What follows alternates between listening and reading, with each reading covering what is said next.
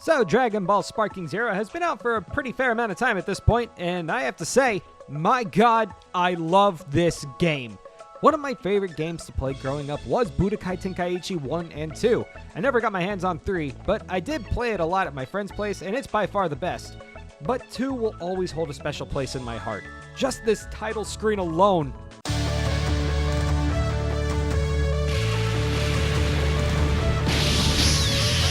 Dragon Ball Z Budokai Tenkaichi 2!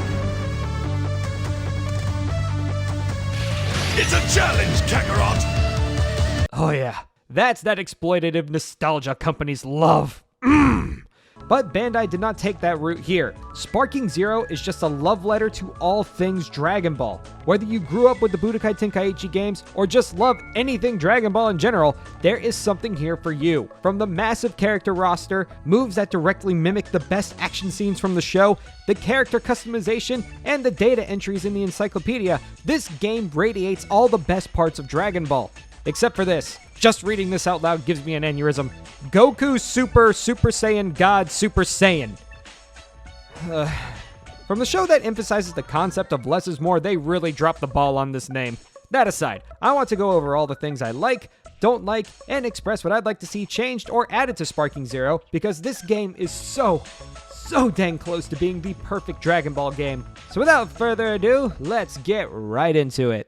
Alright, I'm just gonna hop right into the meat and potatoes here, the combat. It's fantastic.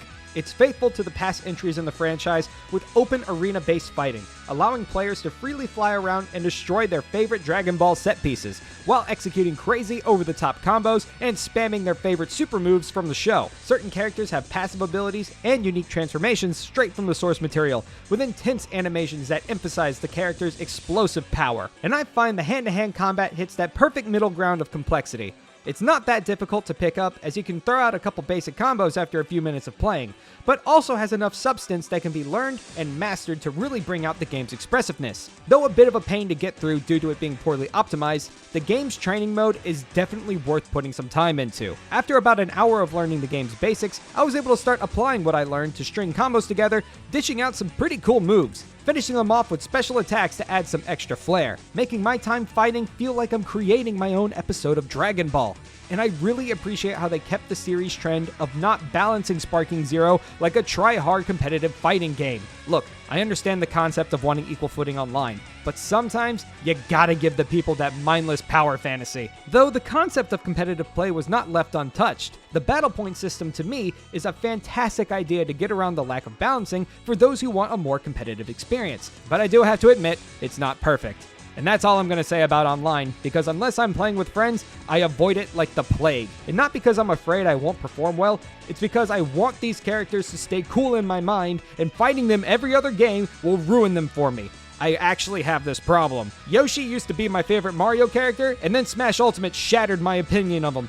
Another cool feature Sparking Zero brings to the table is the custom fights feature, allowing players to create their own cinematic Dragon Ball fights, from the cutscenes to the dialogue, and even special events where characters switch out. I didn't spend too much time in this mode, but I do like downloading other people's creations, either for a quick challenge or to find some quality shitposts. My god, you can't give these people anything. Sparking Zero's campaign mode, aka episode battle, I find is executed pretty well, and does supply a decent amount of content, giving me a solid 12 hours of playtime. Instead of taking the safe route of playing through the entire story of Dragon Ball again, the game takes some of its most popular characters and has you reenact their most highlighted moments in the show, with some battles breaking off into what-if situations, be it simple victories to entire subplots that go way off the rails. Spoiler warning, some of my favorite what-ifs is when Goku goes Super Saiyan for the first time during the fight with Grade 8 Vegeta, after Krillin tragically dies during the battle, leading to Vegeta learning to become Super Saiyan out of spite, killing off Frieza on his own, and then fighting Goku again on Namek. Another scenario that came out of left field was encountering Gohan Black. What? That's some cringy fanfiction stuff that actually became a reality.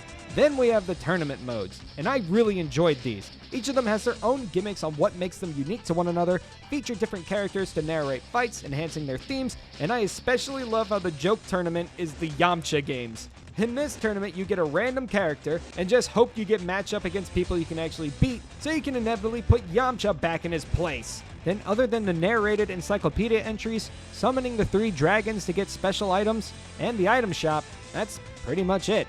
Obviously, most of the single-player content went towards the story mode, and that's okay. I just wish there was maybe another 1 or 2 modes. It doesn't have to be anything crazy. I was a big fan of the tower mode in Tenkaichi 2, and I don't know, maybe like a roguelike mode where you can unlock items as you progress through multiple fights with the character you pick. That actually could be pretty cool. Wow. Just something to keep me occupied because just fighting CPUs in custom battle does get old eventually. As amazing as this game is, there are some minor problems that I hope get fixed or updated in the future.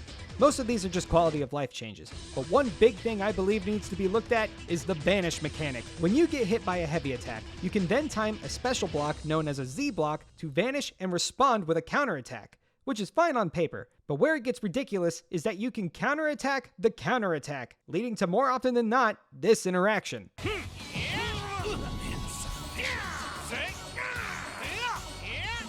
You wanted more.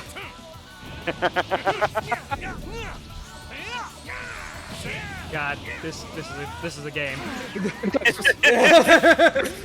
This is a video game. Yeah, this is bad.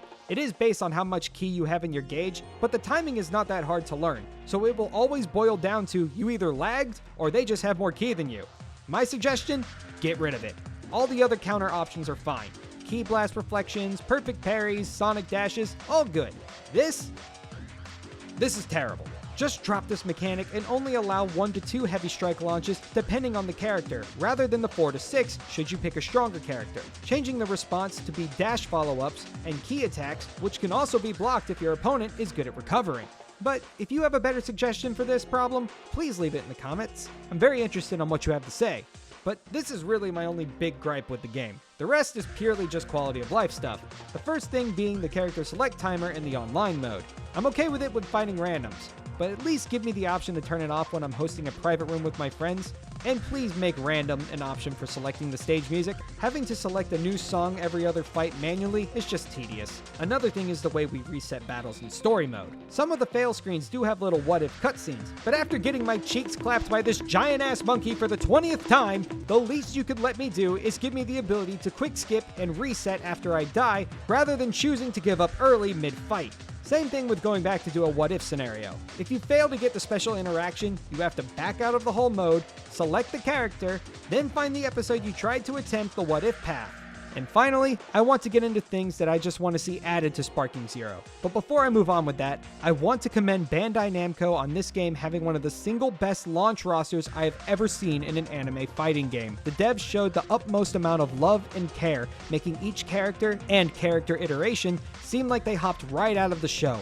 It's simply admirable and makes me smile ear to ear seeing how cool every character looks in this game.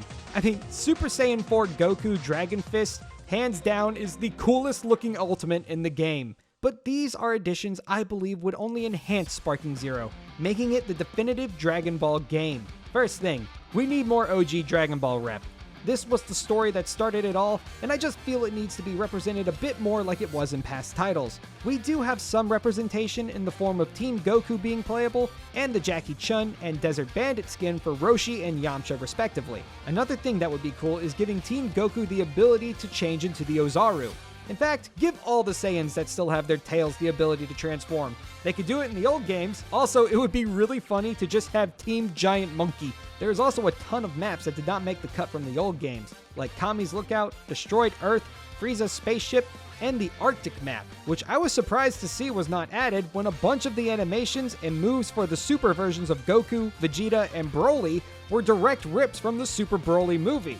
All that's missing is the map to recreate the fights. The rest is just adding more characters.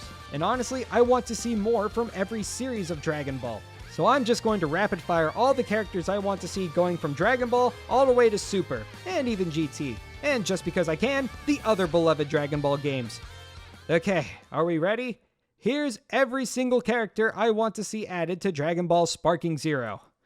Demon King Piccolo, Kid or I guess now Teen Krillin, General Blue, Tao Pai Pai, both regular and cyborg, Grandpa Gohan, Mr. Popo, Devilman, Android 8, Murasaki, Chi-Chi from the World Martial Arts Tournament, young adult Goku, Baby Piccolo with his original English dub voice, Piccolo, and he was kind enough to give me everything he had.